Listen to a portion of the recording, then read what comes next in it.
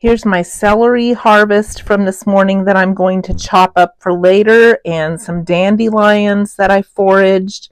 For me, the simple life has such great value. Let's talk about living simply during inflation today.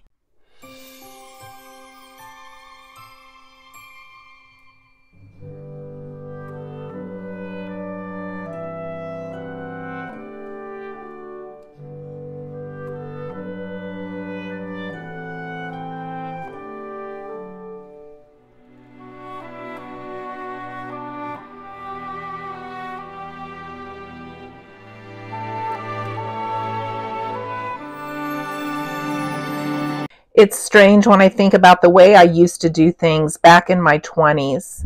I used to buy celery and throw the leaves away. Well, now we don't throw anything away. And the leaves make great additions to our soups, our stews, our stir fries. In fact, my mother-in-law, she only saves the leaves. But when you grow your own, even the leaves are crunchy.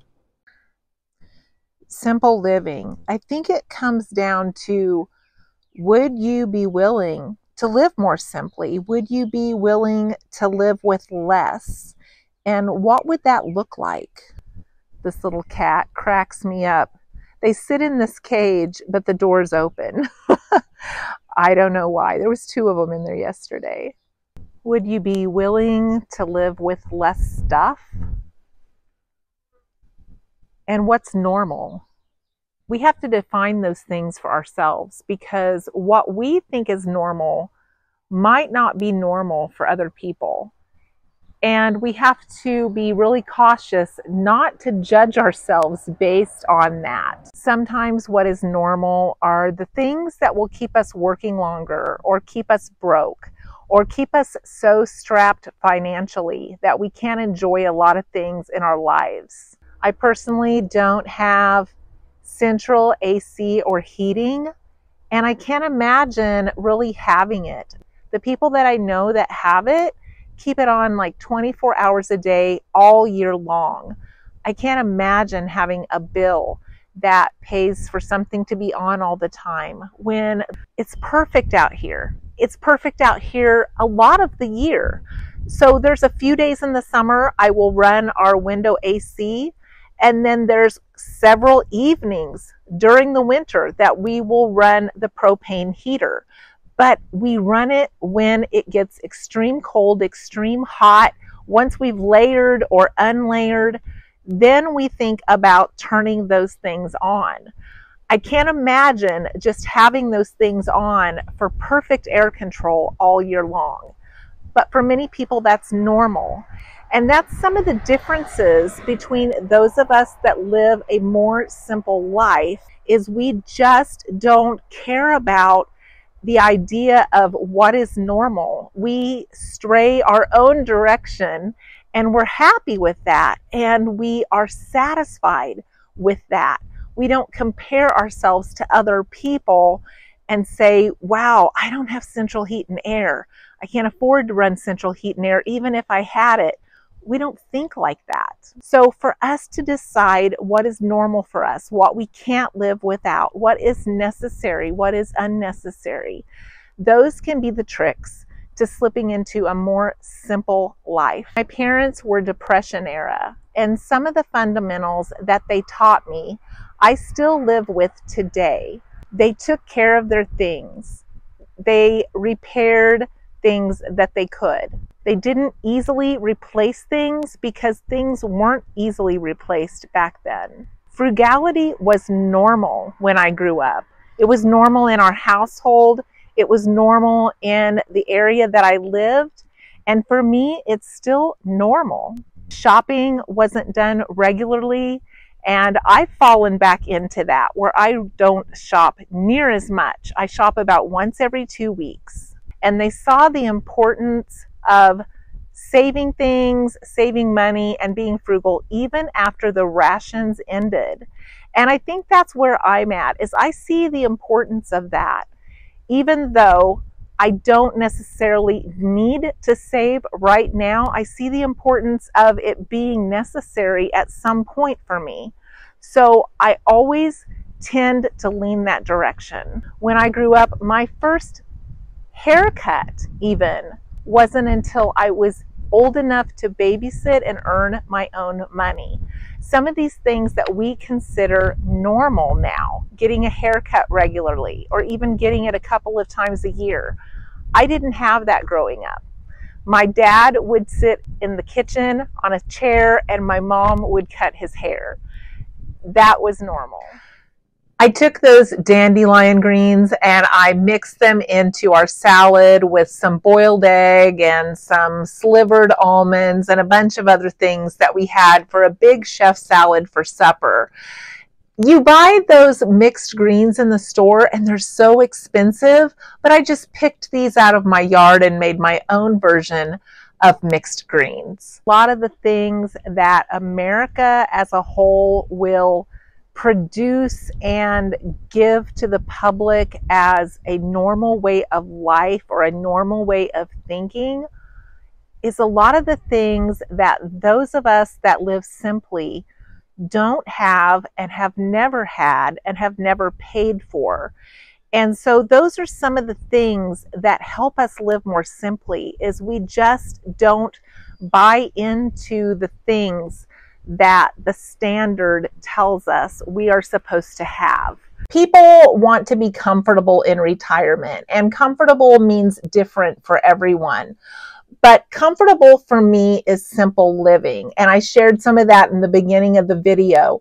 I can't grow all of my food. I'm not physically able to grow all of it. I wouldn't be able to get it all stored and packed myself. It would be a lot. And I don't know that I could possibly grow it all. I don't always have success. I've been battling some armadillos already this year that are liking to dig things up. But anything I can grow is something I don't have to buy. And living comfortably for us, as I've shared in one of my other videos, our budget is a little over $21,000 a year to live comfortably. Car insurance just went up about $10 a month, and that is something that I was not expecting. I haven't had any tickets. I haven't had any claims, but anything that I can pay, especially if it's large like that, on my credit card that doesn't charge you to use your credit card, I will do. And I got $10 cash back just by paying my annual premium on my credit card and then paying it off. So that gave me $10 back off of that $100 increase. It's not much, but it's something. I looked up what the average person they think should make to live comfortably in my state. And I was shocked to see that they are saying that one person in our state needs $84,656 a year to live, which is $40.70 an hour. Isn't that crazy? And I'm comfortable, and we're not bringing in anywhere near that amount. Now, I do live in the country. I keep my costs low. I budget carefully. I spend carefully. I have what I need. I have enough. I'm living simple, and it is plenty. Now, I'm going to link that article below, and you can look up for your state what it says you should be able to live on for one person. It said a family of 4 in the state of Kansas needed $196,768 to live comfortably. I had to share that with you because these are the kinds of numbers that we're seeing in the inflation realm of people saying this is what you need to live, this is what you need to live. That's just a huge amount of money to me. Let me know your thoughts on that, because that just blew my mind. My husband and I discussed it and we were like, no way. People will never think that they have enough money to retire. That's pretty common. And like I said, I don't spend as much as I thought that I would. It's really easy to cut back in areas that just are not that big of a deal. And when I'm here and I don't leave the house and I'm not an Amazon shopper, I just walk around here and I'm like, I have everything at my fingertips. Why would I want to go purchase more or spend our nest egg on things that I really just can get by without. So I stay financially stable by finding ways to save money. And they're not always the ways that everybody else would maybe even consider. And maybe I am different in that. In fact, I'm sure I am. I mentioned to you that my grandson is graduating from basic training and he's going to be going to Alaska, and we're going to need to take a trip to his graduation. Well, we were looking at plane tickets and oh, for heaven's sakes, they're crazy high. Well, I have unlimited time because I'm not working. My husband, he is working. So he has less time off. And so he will need to fly, but I don't need to fly. I don't need to spend $500-$600 on an airline ticket. And to get close to where he's at, we have to spend about $500 or $600 on an airline ticket, or we have to fly in 2 hours away, rent a car, drive for 2 hours, which will really cut into our time in flying back because we'll have to get there early to check in. We'll have that 2-hour drive. We'll have to return the rental car. All of that was just seeming so overwhelming and expensive for just a few days. And we were sitting there planning this trip, and I told my husband, this is a crazy idea. And he goes, what is it? And I said, I don't even know if I want to tell you this idea because you'll probably say, no, that's too much. We're not doing that. And he said, what is it? And I said, what if I drive, I leave a couple of days early, I pick you up at an airline along the way that has the best one-way rate, and then we go the rest of the way, and then I can drop you off at that closest airport that was more expensive to fly home with another one-way ticket. Now, if you've ever flown, you will see that a lot of times those one-way tickets are cheaper. We could fly him in to an airline that was within a couple of hours of us getting there, have him get there a little bit earlier than we planned when we both were going to go. I can pick him up, and he can fly down there for like $118. I'm taking my car. I can drive down and back for like $150. And we don't have a rental car fee. We don't have my airline tickets. And we're sharing an Airbnb with my son, my daughter-in-law, my grandson for the few days he has leaves, my husband and I. It's going to make this trip, we're probably going to save another $800 or $900 by doing it this way. And he said, I don't like you driving, but that's a really great idea to save money. And I said, not only that, I get a vacation built in. I can sightsee along the way, going or coming. And I get another week's vacation built into our schedule, and I still save money.